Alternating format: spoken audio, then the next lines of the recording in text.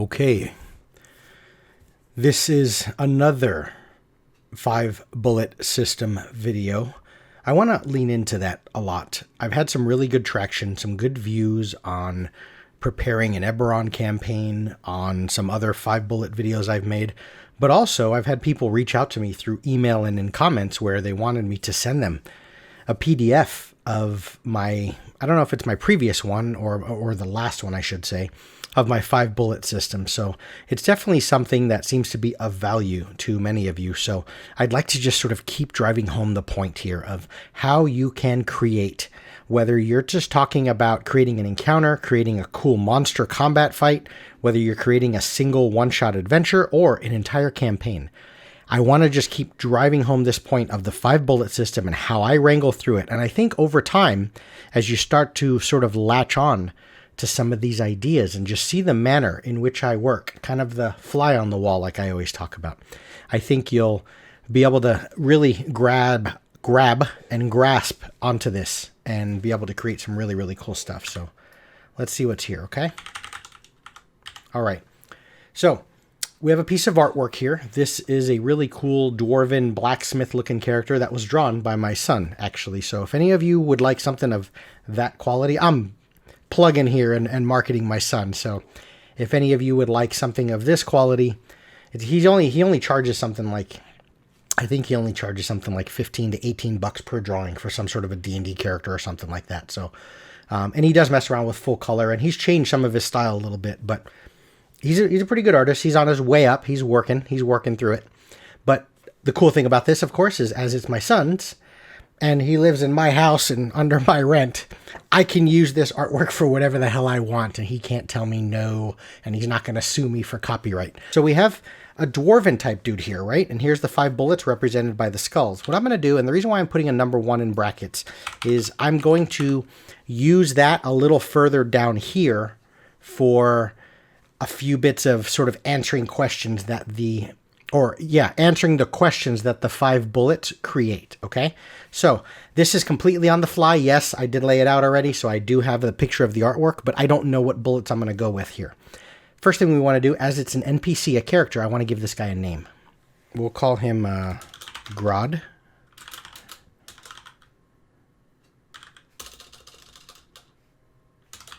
Smith of the Warchain.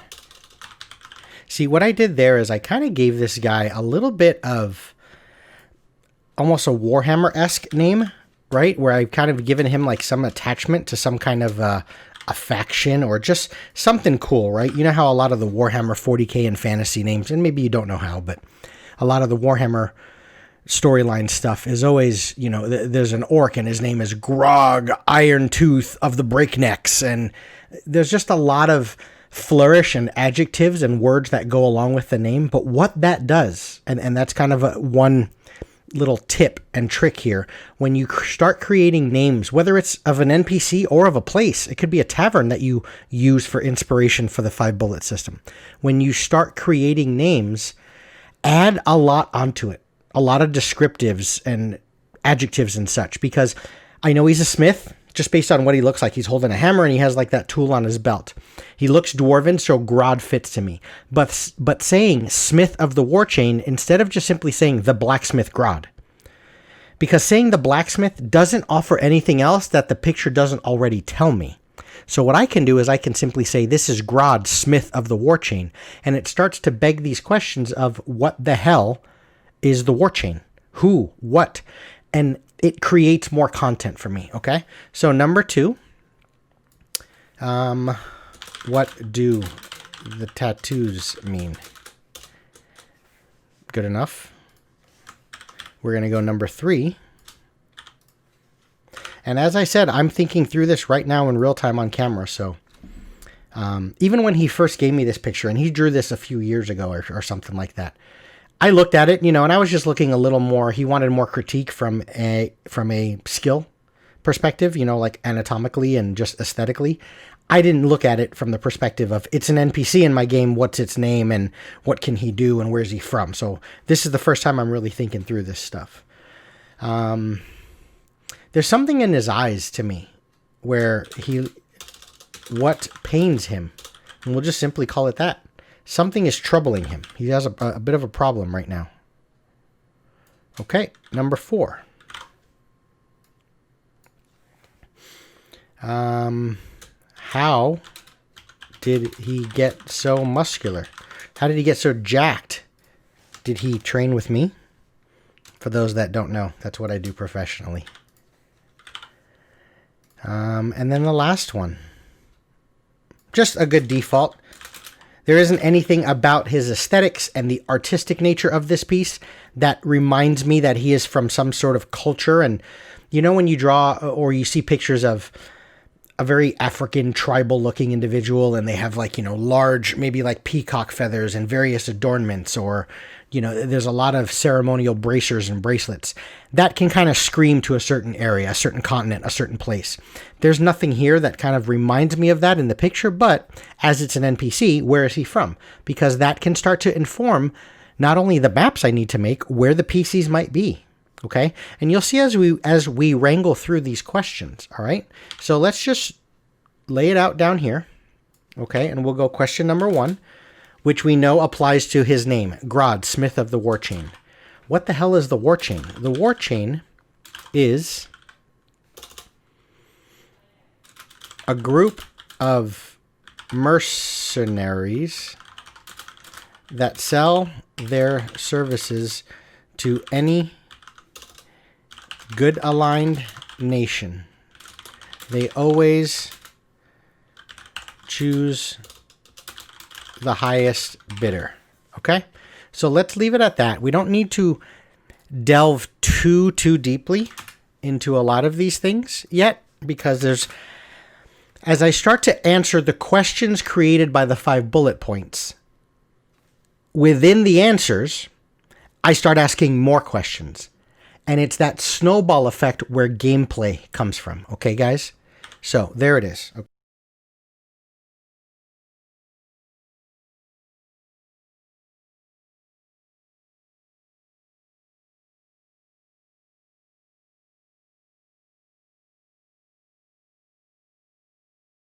Okay, good enough. Number 2, what do the tattoos mean? They act similar to marks from Eberron. This is world free as well. This character is going to be created with the intention of not attaching him to any specific world right now. Okay? They act similar to marks of Eberron.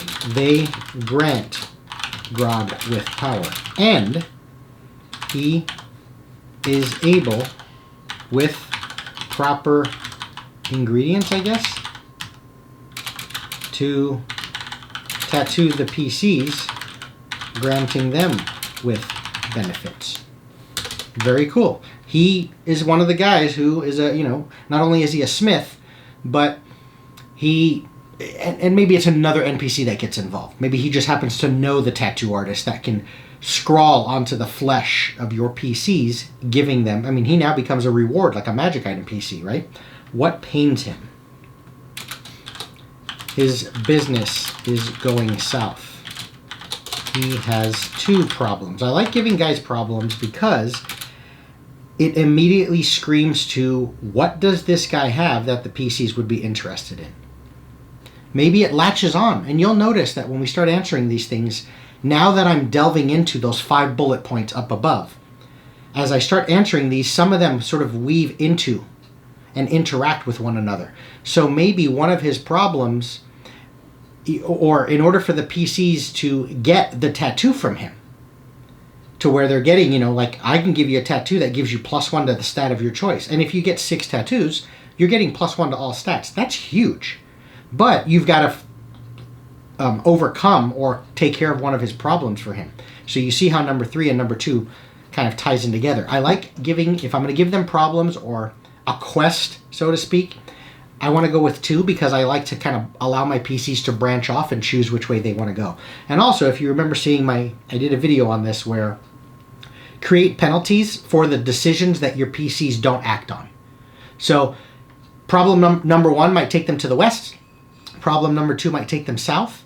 But regardless of which one they choose, the other one, the problem that they don't tackle, will rear its ugly head somewhere and become a detriment to the storyline or to the PC's path or journey or whatever. Okay, so he has two problems.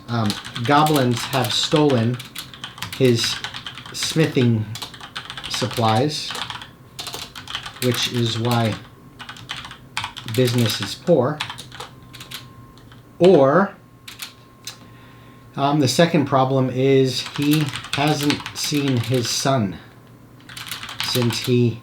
I don't know what the word is, but I'm going to say conscription. He joined up with the... since he joined the militia. He thinks that they're covering something up. And he thinks his son might have been, you know, maybe the result of a friendly fire incident, or he was sent out to, you know, what did Boromir say? He was sent out to a task that was folly. And that detachment should have never went into that area. And they're kind of covering it up because maybe this guy is very highly respected. And you can tell how I'm already formulating more questions based on some of the ideas, right? So number 4, let's bold this black. Number 4 is, how did he get so muscular? He's a smith.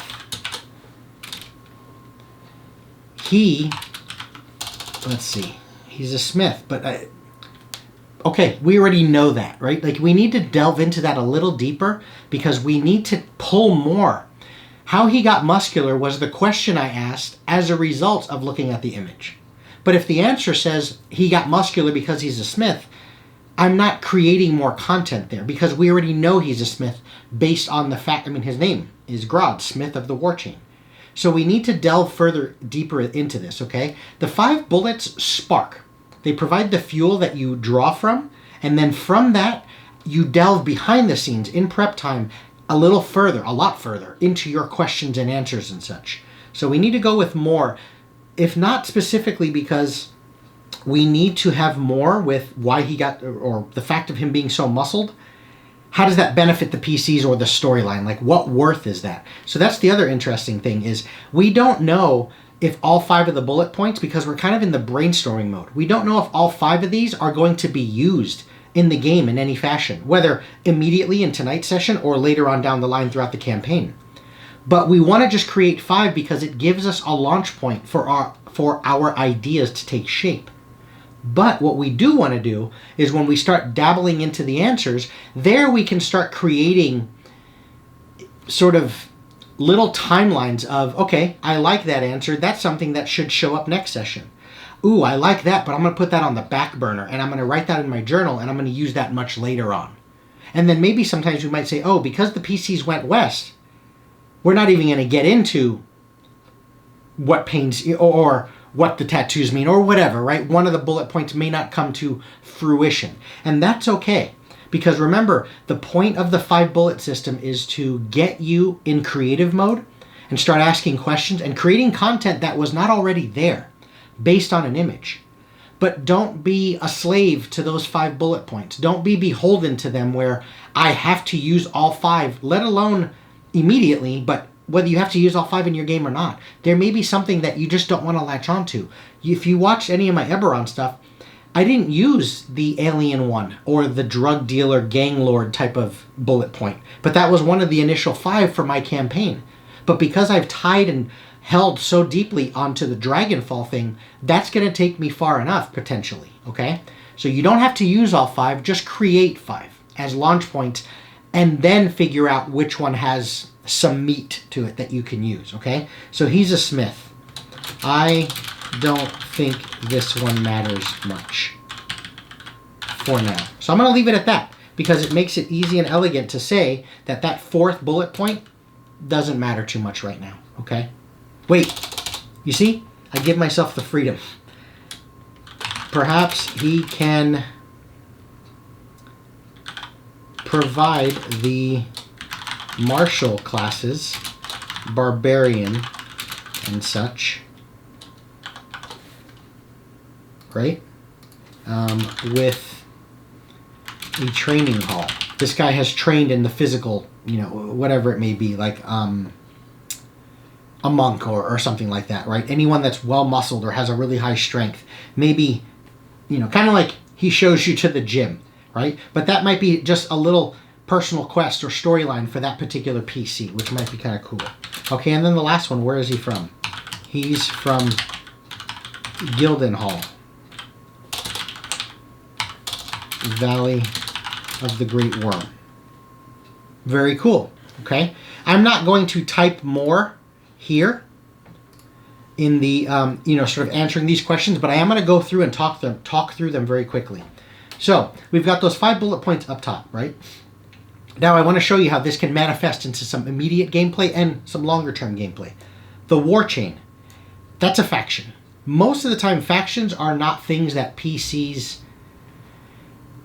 If you're going to take the time to introduce a faction into your world, or to your PCs, I should say, not into your world, because you can have just created that behind the scenes because you're excited.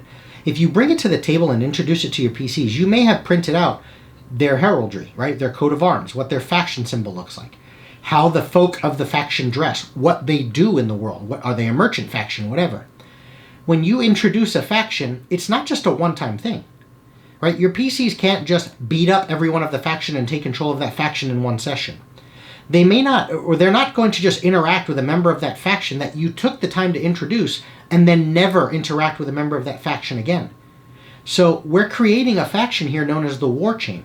That tells me that while I can introduce the War Chain to the PCs tonight, next session, I want to elaborate on the War Chain a little further and allow them to be a recurring group, right? Or something that the PCs might go to for information, or that is where they can meet some people. I'm always thinking of Elder Scrolls Oblivion, the wonderful MMO. Not Oblivion, I'm sorry, Elder Scrolls Online, the MMO. And if you get the downloadable content and you get the Assassins, the Dark Brotherhood storyline, that opens up the Dark Brotherhood faction, which there's a wealth of quests that come from that. It adds like a whole nother DLC element of gameplay.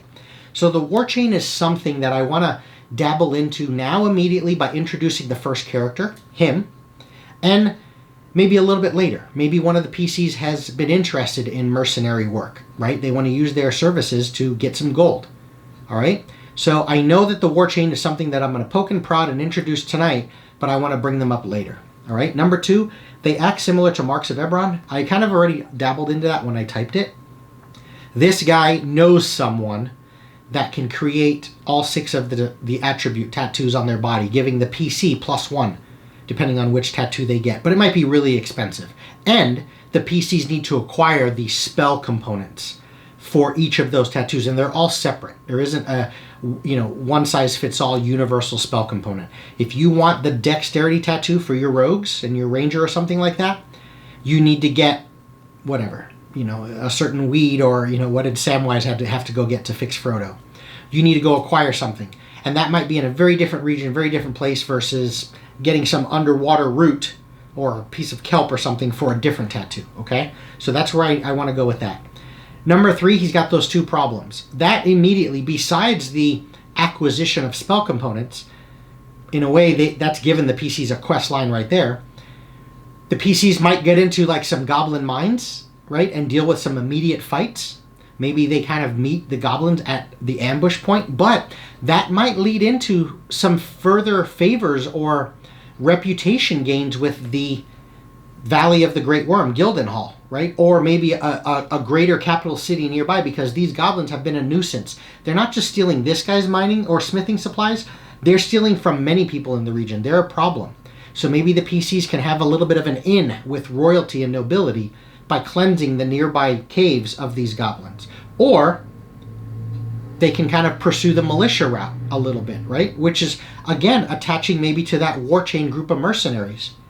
And maybe that's how they find, remember I said in the beginning, or somewhere in the video, that these things interweave with one another. If they take that second quest where they're searching for Grodd's lost son, they might have to deal with the War Chain as a whole, not just him, and get further information, because there's some link between the son supposedly getting paid for this. Whatever, right? There's, whatever it may be, the attachment between the military and the mercenary group. Number 4, how did he get so muscular? If you don't have a barbarian or a very physical natured, which you most likely will, person in your party, but also this can be handled behind the scenes because you don't want to invest, I put a video on this, too much effort into that personal storyline. But those specific PCs might dabble into, becoming members of like a fight club type of thing, right?